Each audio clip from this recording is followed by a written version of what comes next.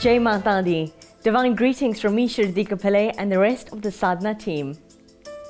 August ushers in Women's Month in our country, and today on Sadhana we follow suit with the celebration of the feminine energy.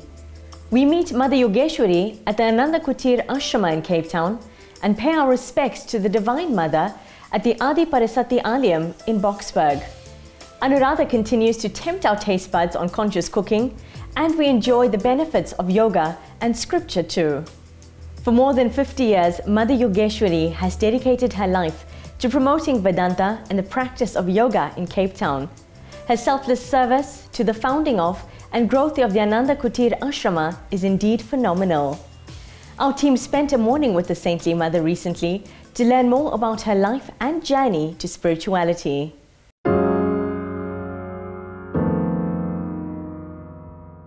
Why are we here?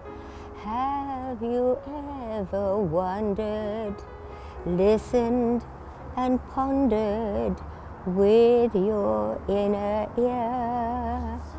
That small voice saying, clean and clear your senses, brush off offenses, be still and keep on praying. A few years back, Mother Yogeshwari had a serious illness, and then suddenly this poetry started, and it's interesting actually, out of suffering all this beauty can come.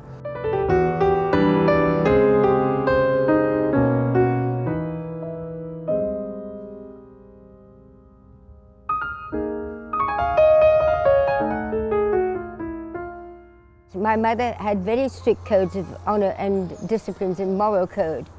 If somebody gave her too much money, change in the shop, she'd go back and give it back, that sort of person. So I had that sort of input from her. My brother Owen, who volunteered to go into the army, was killed in Italy. And that did reflect tremendously on the family for a quite while, but it actually encouraged me to grow up.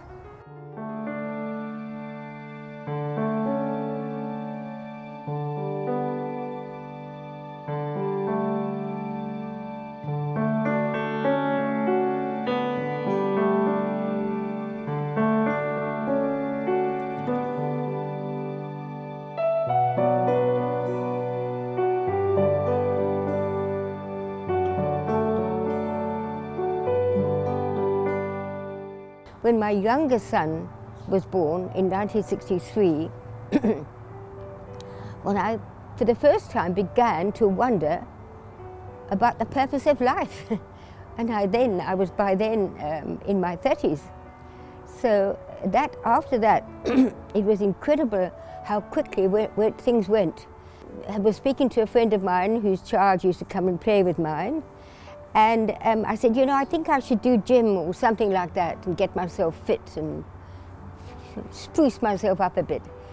And she said, why don't you take up yoga? So I said, what's that?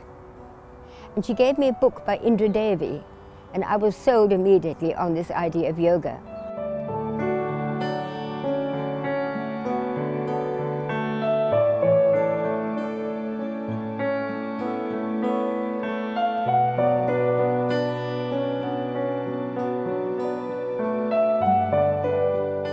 Mother Yogeshwari's contribution to yoga starts back into the 60s, mid-60s, after she met her Guru Swami Venkateshananda. Then she was already asked by people to teach Hatha Yoga. So it started with the Hatha Yoga, and it grew, and so the need was felt to have a yoga studio at her home. My husband built a beautiful yoga room in our back garden, and that was very popular. 6 months after I took up yoga, this is also amazing how it all happened, I met Swami Venkateshananda. That was a transformation. Hearing his talk, which was so amazing, and I could walk to the hall in those days in Mowbray, the little Mitra hall, and walk back again. And believe me, I walked on air coming back. From then onwards, I wasn't just interested in getting my body right. I wanted to study the yoga in full, the Raja Yoga, all the aspects of yoga, which is very important for balance.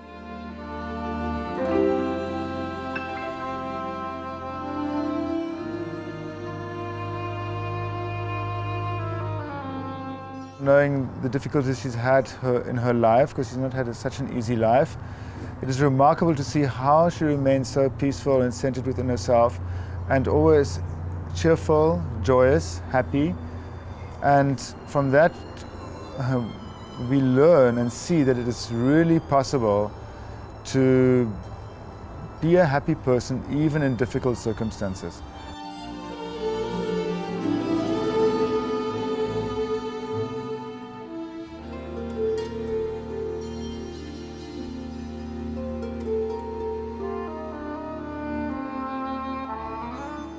Now, I'm a Leo. You know, Leos are tremendous show-offs. And I'm always telling myself, as I used to do stage work, when I see this ego coming up, I say to myself, get off the stage, you know? That awareness has to be there all the time. Observing one's mind makes the mind pure. We don't actually have to do anything beyond the observation. It is like if you throw a light on a shadow, the shadow disappears. So if the light of observation goes onto any negativity in us, that light of observation dispels the negativity. Once the negativity is dispelled, love is there. So we cannot say we cultivate love, but we can try and remove all that which hides it. You know, like the weeds in the garden hide the flowers that we want. So when we remove the weeds, we don't make a flower blossom, it blossoms, but you have to remove all that which obstructs it. So likewise, the practice of yoga helps us to do that. And I've seen this in Mother Yogeshwari also. Even now, she always is self-reflective. And if anyone criticizes her, her first response is to look within and to see if there's truth in it.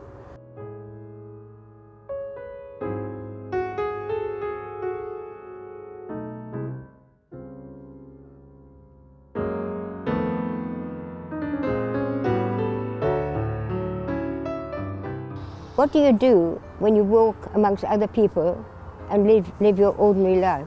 Do you forget about the meditation and how you felt then? So what we actually have to do is we have to put what we practice and what we felt in the meditation room into our daily life. It's no good if you make it separate. So spirituality should be brought into our daily living.